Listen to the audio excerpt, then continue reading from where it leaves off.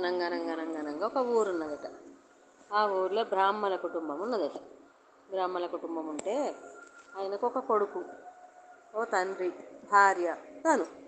అయితే చాలా పద్ధతి గల కుటుంబం అన్నట్టు. ఆయనకు ఈ భరతనాట్యాలు ఇవన్నీ వస్తాయి.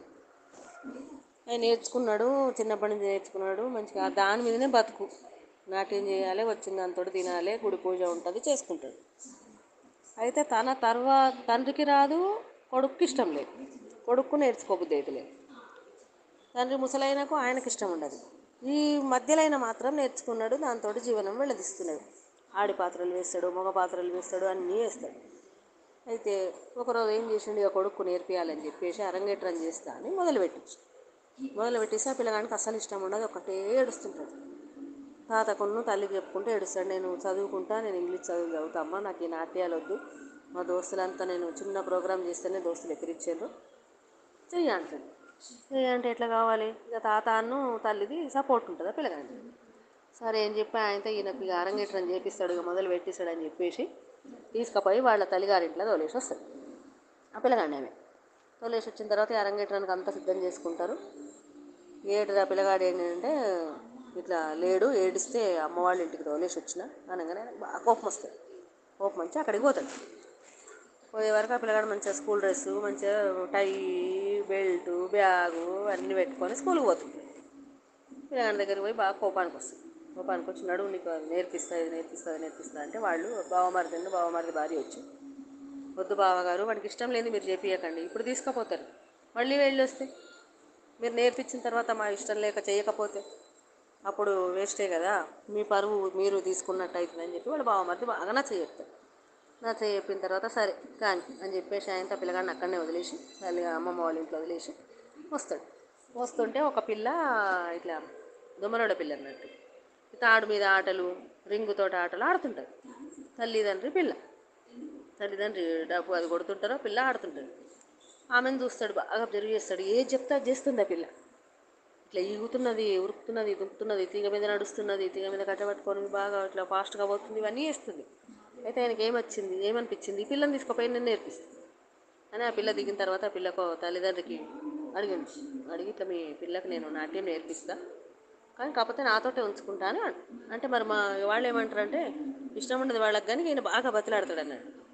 బతిలాడితే మరి సరే మాకు బతుకుదేరు ఎట్లా, మరి పిల్లతోటి కదా మేము బతికేది, మాకు ఎట్లా అంటే మీకు ఇప్పుడు 1000 రూపాయలు ఇస్తా, సంవత్సరానికి ఒక 1000 రూపాయలు, ఇది ఎందుకంటే ముచ్చట అన్నట్టు, సంవత్సరానికి 1000 రూపాయలు ఇస్తా, మీరు బతకగలుగుతారు, నేను ఆ పిల్లను నాట్యం నేర్పించుకుంటాను. సరే అయినా తొప్పిస్తారు, ఆ పిల్లను పంపిస్తారు. తొలకొచ్చే వరకు తల్లికిన్ను ఆ ముసలైనకు ఆశ్చర్యం, ఈ పిల్ల ఎవరు, పిల్లగాడు తొలకొస్తాను పోయినోడు పిల్లని తొలకొని వచ్చిండు అనగానే, మీకు ఇంట్లో నచ్చకపోయే, పిల్లగాడికి నచ్చకపోయే, మరి నా నాట్యము నా తర్వాత చేసేవాళ్ళు ఒకళ్ళు ఉండాలి కదా నా వంశంలో, అందుకని చెప్పి నేను ఇప్పుడు ఈ అమ్మాయిని తెచ్చుకొని నేను నేర్పించడానికి తీసుకొచ్చుకున్నా అనగానే ఆ పిల్లకి శుభ్రంగా స్నానం పోస్తారు, మంచి బట్టలు వేస్తారు, తెల్లవారి అరంగేట్రం చేపించి నాట్యం స్టార్ట్ చేస్తారు. నేర్చుకుంటుంది అమ్మాయి. ఇక ఊరోళ్ళందరూ వచ్చి, నువ్వు దొమ్మరోళ్ళ పిల్లకి నాట్యం నేర్పిస్తున్నావు, మన బ్రాహ్మణ కుటుంబం గుడి ఇవన్నీ మనకు మడి ఉంటాయి అనగానే నిన్ను వెలేస్తున్నామంటారు. అనగానే మీరేంది వెలేసేది, నేనే మిమ్మల్ని వెలేస్తున్నా అని చెప్పి ఆ ఊరు వదిలిపెట్టి ఊరవతల చిన్న గుడిసె వేసుకొని అక్కడ ఉండి ఆ పిల్లకి నాట్యం నేర్పిస్తుంటాడు. భార్య తండ్రి దగ్గర కూడా ఉండడు, ఆ పిల్లని తీసుకొని పోతాడు, ఊరవతలు ఉంటాడు, వండుకుంటుంటాడు, తింటుంటాడు, అమ్మాయికి నాట్యం నేర్పించిన తర్వాత ఆ పిల్ల కొద్దిగా పెద్దగా అయిన తర్వాత ఆ అబ్బాయి అక్కడ మంచి ఇంగ్లీష్ చదువుకున్నాడు. అక్కడి నుంచి మళ్ళీ ఇక్కడికి వస్తాడు. ఒకరోజు వచ్చేవరకు ఈ అమ్మాయి నాట్యము ఇవన్నీ ఆయనకు నచ్చుతాయి. నచ్చిన తర్వాత అమ్మాయిని ఇష్టపడతాడు. అయితే ఆ పిల్లగానికి ఏంది, చిన్నప్పటి నుంచి నాట్యం అంటే ఇష్టం ఉండదు. ఈ కొడుక్కి ఇచ్చి చేస్తే మళ్ళీ ఈ పిల్లని ఎక్కడ నాట్యం చేపియడు అని చెప్పేసి చేసుకోవద్దని చెప్తాడు. చేసుకోవద్దు నువ్వు, ఆ పిల్ల దీనికే అంకితం అయిపోయిందని. ఈ పిల్లకు కూడా వాడంటే ఇష్టమైపోయింది. ఇవి ఎట్లా కావాలి, తల్లిదండ్రికి, ముసలైనకు, వీళ్ళందరికీ అయ్యో పిల్లల్ని ఇట్లా ఇబ్బంది అవుతుంది అది అని వాళ్ళు ఏదేదో అనుకుంటుంటారు. అట్లా ఇక నాట్యాలు నేర్పిస్తుంటాడు, ఆమె నేర్చుకుంటుంది, మంచిగా ప్రోగ్రామ్స్ ఇస్తుంటుంది, ఇవన్నీ అవుతాయి.